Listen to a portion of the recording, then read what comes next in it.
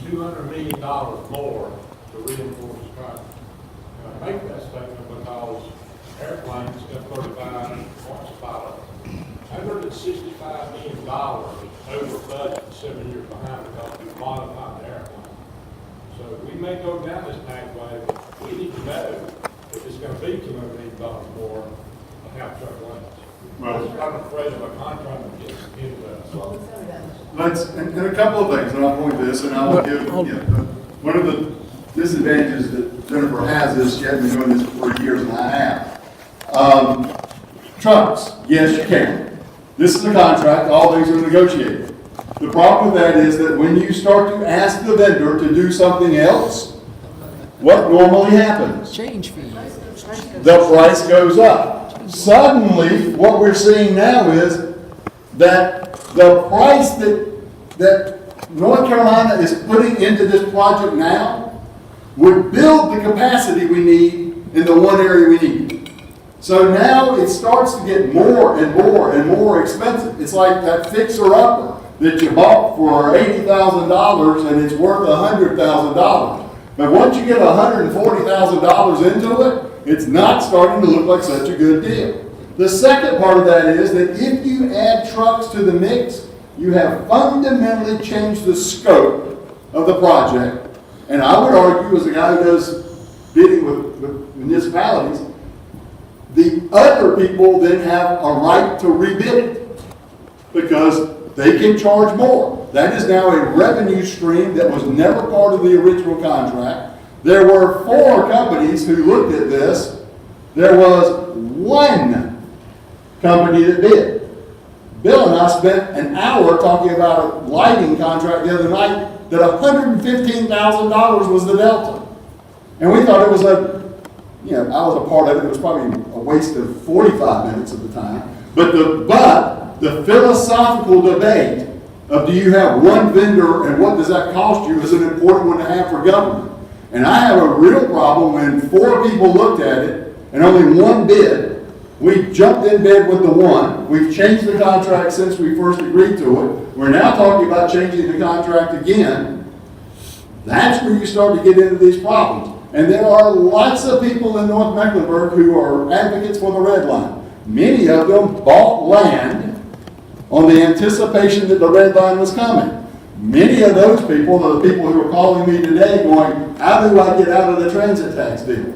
Contrary to what the Charlotte Observer tells you, Jim Bucket is not threatening the city with a tax, with a transit tax recall vote. It is the people I represent calling and asking me how I do it. Because they're saying, I'm paying for a train that's not coming. And now, because the train isn't coming, the only way I can move people through mass transit through a toll lane, that I'm going to pay the toll also. So I am now being told I will pay a toll because the train I'm paying for isn't going to get there. That's what you have to worry about. That's where the devil is in the details. And we keep changing this. It is flexible. The problem is it's getting less and less good the more flexible it is. We have time for a couple more questions, but the passion here, let me just make an observation as the moderator, is intense. And we all need to stay on top of it and be involved. It only happens when people go to sleep. And maybe this country's waking up. It's got to start at the bottom. And I'm really appreciating what's going on this evening. Gentleman here had a question. Thank you. NCDOT amended the contract before it was signed to put a project that would widen I-77 back into the non-compete clause. And they did so based on some emails that I've seen from a FOIA request, because the bidders threatened to increase the price of the contract $50 to $60 million if they did not. So the question is, we're talking here about renegotiating the contract. What leverage do we have for Sintra to renegotiate the contract? Aaron, do you have any thoughts on that, or is anybody up there? Well, Do we have any leverage? the incentive, as we were told Monday, is that there's a $1.2 billion project that they can be in charge of when you get to I-70 South. So I guess the good news is that the incentive for them to negotiate it is they will take over the entire corridor. For me, that's not really an incentive because I'm not real happy with what they're doing in the northern part of it. Please. I'd say. Everybody's gonna be mad because everybody wants to talk, Yeah, I'm sorry. I just want to add that, the incentive is in the eye of the beholder. I mean, what, we have to consider what do we want to offer? What do we want to ask for? And they're on the other side of that same coin. What can they offer? What do they want? It's a negotiation process. And I will just add to what the mayor said. There are two issues, and try to answer Tom's question, where Tom is. There are two lines of thought. Okay, for one line on 77 South, we have 3 lanes in each direction. We restricted the leftmost lane of trucks many years ago. I mean, 10, 12, 14 years ago. Okay, we've not seen a problem. As a matter of fact, we've reduced the number of crashes between trucks and 4-wheel vehicles because of that reduction. Okay. The other line of thought is, yes, Mayor, we are actively discussing that with Centra. We are. And Centra didn't didn't specify what the depth of that asphalt was. We did. Guess what? We designed elements of a highway to serve the expected use.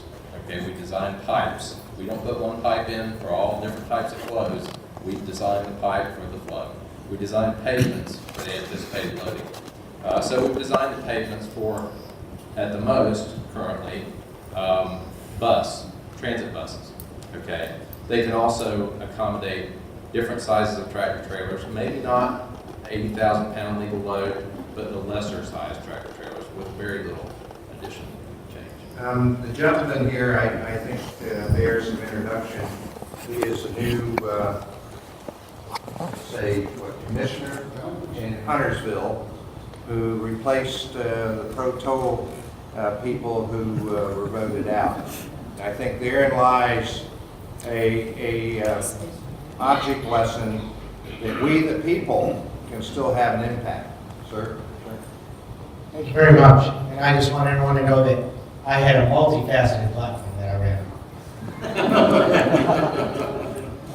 Scott, I would like to ask this question, and you and I have had discussions in the past, and I thank you for them. And as Jim said, I've always found you, if there was information, you and Warren, both, whether I agree with you or not, you always got me the information on it. Thank you.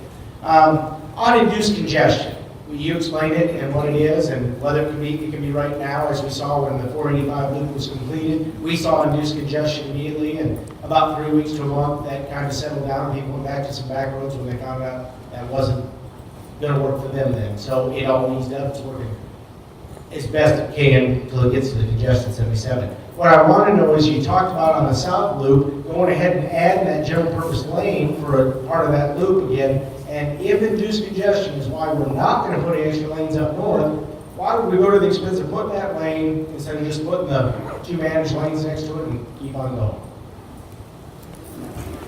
So, correct me if I'm wrong, you are asking about the additional lane from Rea to Providence. Yeah. Okay. Because and I just want to say that about the number of cars that run on there are about the same number of cars that run on 77 North daily. You had 65 to 112,000 as the range. We're a little over 102,000 up there right now.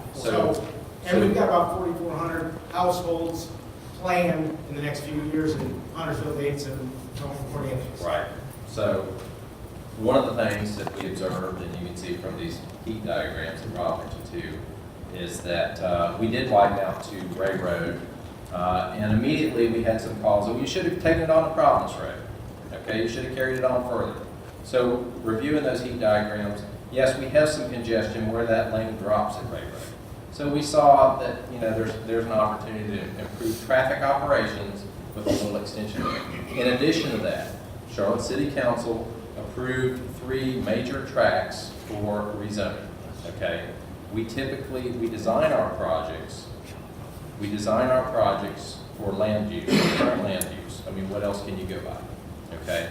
So when a project is rezoned, when a large parcel is rezoned, and additional trips are generated, we don't typically have that in our original plan. Now, it's just so happened that these rezonings occurred while we were developing this project. And so they did, and we carried that information forward into the project, and it dictated to us that we needed to extend the general purpose lanes. And that would help us with our operations of the traffic in and out of the managed lanes as well. So it just was a good fit, and the timing was right.